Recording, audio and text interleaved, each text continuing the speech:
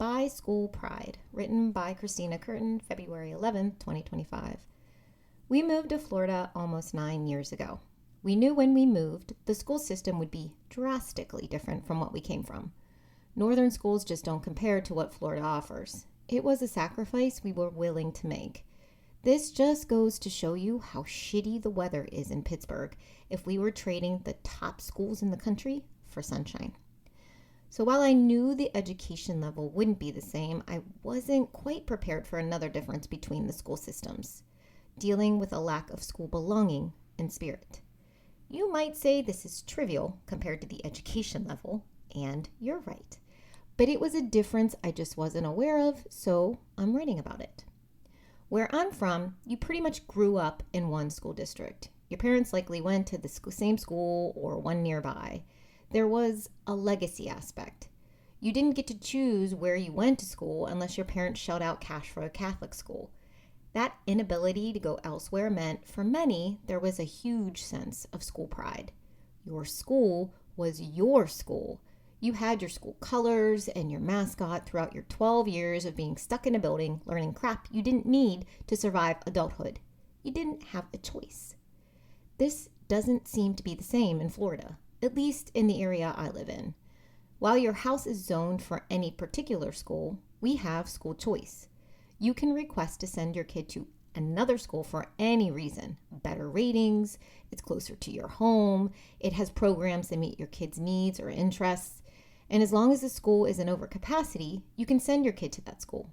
But every school in my area is at capacity now because of the huge influx of people moving here. There's literally no room in the schools for the kids that live here, and more keep coming. Let's stop thinking about that though, or it will give you anxiety too. Anyways, school choice still happens somehow. Kids get school choice into overcapacity schools all the time. Rules aren't really rules here in Florida, just suggestions.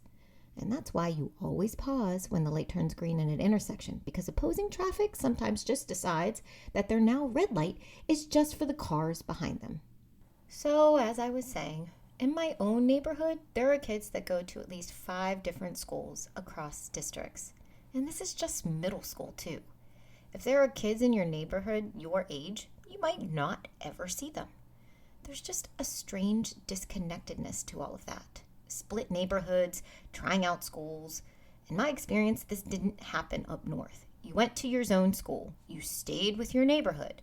Sure, this could suck, but it also brought a sense of association and, for many, school pride. I'm writing about all of this because I was put into such an odd position the other night due to our ability to choose schools. This particular event compelled me to write since my mind wouldn't stop mulling over it. So as my kids would say, here's the tea. My 13-year-old daughter, Scarlett, goes to a middle school that is about 25 minutes away from our house. She's not zoned for this school, and it's at capacity, of course, but we were fortunate enough to get school choice for it. Our zone middle school apparently sucks ass, according to what I've read and heard, and I wasn't chancing it. Alternatively, my 17-year-old daughter, Gianna, goes to a rival high school that is also about 20 minutes away. We were zoned for this school at our old house, but when we moved, she technically should have switched to a different high school. But that school sucks also, and I didn't want to shake up her high school experience. So we kept her at her high school. You technically aren't supposed to do this, but we did. Remember, in Florida, rules are just suggestions. And you can be annoyed by my rule breaking, but where's the harm, folks? I'm not running red lights. Let's find bigger problems to care about. Anyways, we couldn't school choice Scarlett into Gianna's school because of boring reasons I won't talk about here. So we chose a different school for Scar. She loves it.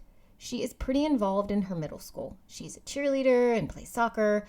She is slowly collecting various pieces of clothing that represent her new school. The colors green and gold are becoming her colors. Conversely, Gianna, who is now a senior, has been in blue and white for almost 7 years, going through middle and high school in the same district.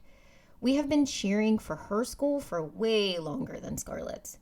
We have built a school identity there, collected our own school shirts, and made sure we had blue to wear when supporting Gianna on the field. Now we are split. Green and gold, blue and white. Rival schools. This would be like being a fan of both the Steelers and the Browns. Like, who am I? So last week, Scarlett had a soccer game. We went to her school stadium and screamed on the green and gold. We cheered each time her team had an awesome play in the home stadium. Then, the very next day, Gianna had a soccer game against Scarlett's feeder high school. We went to the same stadium as the night before, but this time we were the away team. We were cheering for the blue and white, not the green and gold.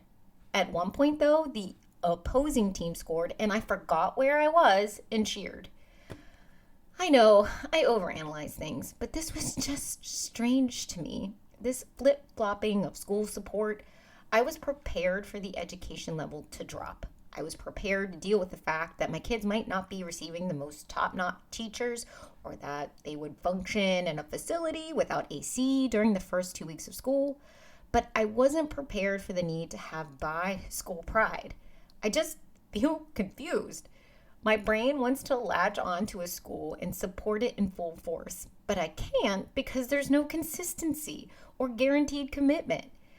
Luckily, Gianna is graduating this year, so we can soon drop the blue and white. We can donate all the apparel we've amassed, erase the cheers for her school, and replace it all with green and gold. For now, because we have 2 other kids slowly approaching their school age years, and Lord knows where they'll go or what colors will be theirs. Because I have options, I have uncertainty. Okay, despite my lengthy rant on this topic, I'm just gonna roll with it.